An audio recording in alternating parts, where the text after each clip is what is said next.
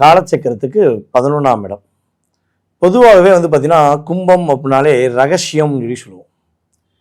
உங்க மனசுல எந்த விஷயங்கள நீங்க செயல்படுத்தினாலும் சரி, யாருக்கு என்ன சொன்னாலும் சரி, அதில சில ரகசியங்கள் உங்களுக்குள்ள இருக்கும்.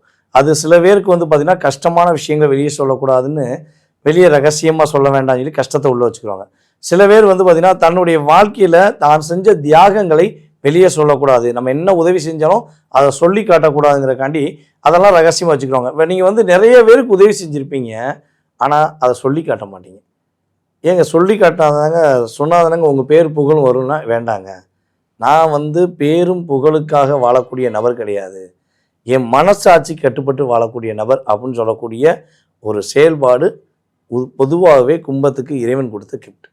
ஸோ இப்படிப்பட்ட நிலையில கும்ப ராசிக்கு வந்து பார்த்தீங்கன்னா, 6ஆம் இடத்துல 2க்கும் 11க்கு அதிபதியான குரு பகவான் போய் அமர்றார்.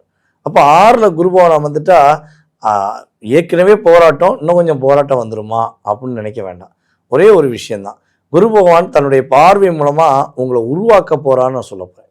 ஏன்னா, ராசியின் அதிபதி படுத்துன பாடே உங்களுக்கு பெரிய பாடு. உங்களுடைய ராசியின் அதிபதி சனி பகவானா இருந்தாலும், சனி பகவான் என்ன பண்ணுவாரு? பக்குவப்படுத்துவார். ஒரு நிலையான தன்மை.